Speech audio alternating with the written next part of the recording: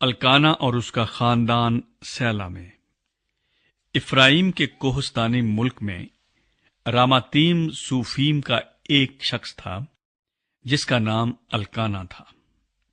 وہ افرائیمی تھا اور یروحام بن الیہو بن توہو بن سوف کا بیٹا تھا۔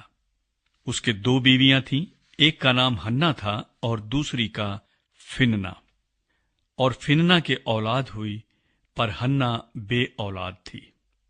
یہ شخص ہر سال اپنے شہر سے سیلا میں رب الفواج کے حضور سجدہ کرنے اور قربانی گزراننے کو جاتا تھا۔ اور ایلی کے دونوں بیٹے حفنی اور فنحاس جو خداوند کے کاہن تھے وہیں رہتے تھے۔ اور جس دن الکانا ذبیحہ گزرانتا، وہ اپنی بیوی فننا کو اور اس کے سب بیٹے بیٹیوں کو حصے دیتا تھا، پر ہنہ کو دونا حصہ دیا کرتا تھا، اس لیے کہ وہ ہنہ کو چاہتا تھا، لیکن خداوند نے اس کا رحم بند کر رکھا تھا، اور اس کی سوت اسے کڑھانے کے لیے بے طرح چھیڑتی تھی، کیونکہ خداوند نے اس کا رحم بند کر رکھا تھا، اور چونکہ وہ سال بسال ایسا ہی کرتا تھا جب وہ خداوند کے گھر جاتی، اس لیے فننا اسے چھیڑتی تھی، چنانچہ وہ روتی اور کھانا نہ کھاتی تھی۔ سو اس کے خاوند الکانا نے اس سے کہا، اے ہنہ، تو کیوں روتی ہے اور کیوں نہیں کھاتی، اور تیرا دل کیوں آزردہ ہے؟ کیا میں تیرے لیے 10 بیٹوں سے بڑھ کر نہیں؟ ہنہ اور ایلی۔ اور جب وہ سیلا میں کھا پی چکے تو ہنہ اٹھی۔ اس وقت ایلی کاہن خداوند کی ہیکل کی چوکھٹ کے پاس کرسی پر بیٹھا ہوا تھا، اور وہ نہایت دلگیر تھی۔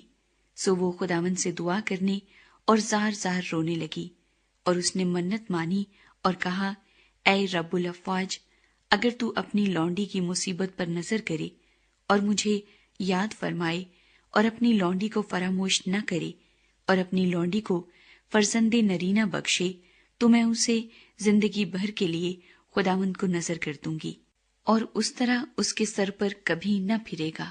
اور جب وہ خداوند کے حضور دعا کر رہی تھی تو ایلی اس کے منہ کو غور سے دیکھ رہا تھا، اور ہنہ تو دل ہی دل میں کہہ رہی تھی، فقط اس کے ہونٹ ہلتے تھے، پر اس کی آواز نہیں سنائی دیتی تھی۔ بس ایلی کو گمان ہوا کہ وہ نشے میں ہے، سو ایلی نے اس سے کہا کہ تو کب تک نشے میں رہے گی؟ اپنا نشہ اتار۔ ہنہ نے جواب دیا، نہیں اے میرے مالک، میں تو غمگین عورت ہوں، میں نے نہ کوئی نشہ پیا، پر خداوند کے آگے اپنا دل انڈیلا ہے۔ تو اپنی لونڈی کو خبیث عورت نہ سمجھ، میں تو اپنی فکروں اور دکھوں کے ہجوم کے باعث اب تک بولتی رہی۔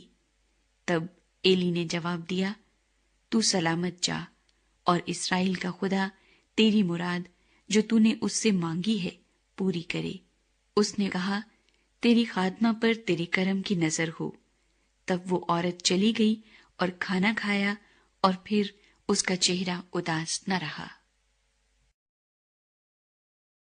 سیموئیل کی پیدائش اور مخصوصیت۔ اور صبح کو وہ سویرے اٹھے اور خداوند کے آگے سجدہ کیا، اور راما کو اپنے گھر لوٹ گئے، اور الکانا نے اپنی بیوی ہنہ سے مباشرت کی، اور خداوند نے اسے یاد کیا۔ اور ایسا ہوا کہ وقت پر ہنہ حاملہ ہوئی اور اس کے بیٹا ہوا، اور اس نے اس کا نام سیموئیل رکھا، کیونکہ وہ کہنے لگی، میں نے اسے خداوند سے مانگ کر پایا ہے۔ اور وہ شخص الکانا اپنے سارے گھرانے سمیت خداوند کے حضور سالانہ قربانی چڑھانے اور اپنی منت پوری کرنے کو گیا، لیکن ہنہ نہ گئی، کیونکہ اس نے اپنے خاوند سے کہا، جب تک لڑکے کا دودھ چھڑایا نہ جائے میں یہیں رہوں گی، اور تب اسے لے کر جاؤں گی، تاکہ وہ خداوند کے سامنے حاضر ہو اور پھر ہمیشہ وہیں رہے۔ اور اس کے خاوند الکانا نے اس سے کہا، جو تجھے اچھا لگے سو کر، جب تک تو اس کا دودھ نہ چھڑائے ٹھہری رہ، فقط اتنا ہو کہ خداوند اپنے سخن کو برقرار رکھے۔